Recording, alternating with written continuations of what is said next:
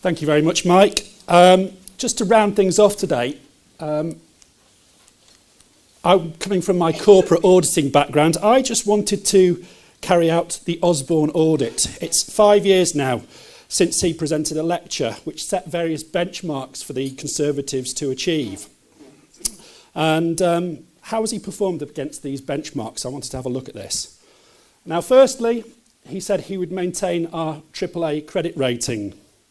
Well, in February 2013, it was downgraded. So, unfortunately, there, first of the 8 is a fail.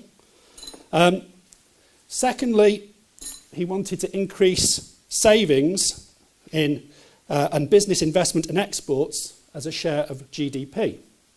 So, there's 3 factors there to look at. Exports have stayed pretty static, flat, so it's about equal. Business investment has increased up to 10% of a share of GDP compared to 8.7%. But household savings is actually down to 4.9% from 7.9%. Now, personally speaking, I think that's been a stimulus to the economy with people spending money, but in this respect, it's actually dropped as one of these measures. His third economic benchmark was to sell off the government stakes in RBS and Lloyds. And as we all know, RBS is still owned 80%, so there's a fail there.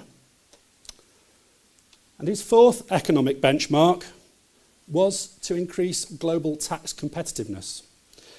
As Mike's already mentioned, he's dropped the corporation tax rate to 20% from 28% originally. So where does that leave us? Well, in 2009-10, according to the World Economic Forum, we were 13th.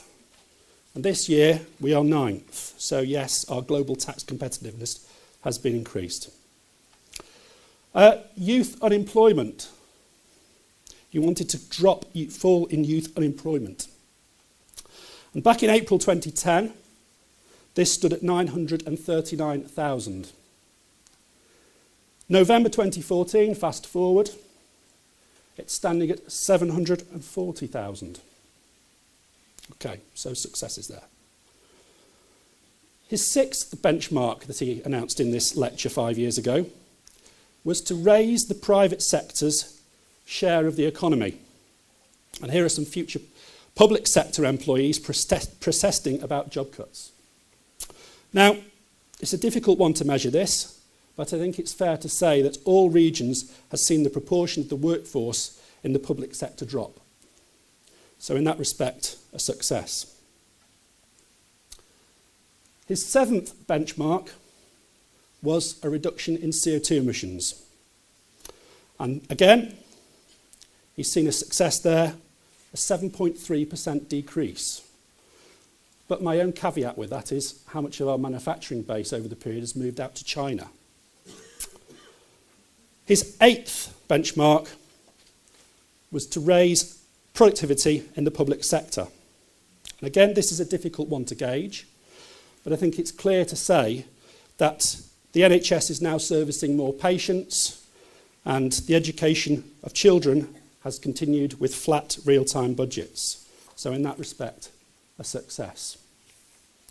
So, out of those 8 factors that he put on the table, he's had a success of 5 out of 8. But really, are we any better off as well over that period? Now, the Institute of Fiscal Studies modelling suggests that household incomes will be 2% lower than they were in 2009-10. So, perhaps not.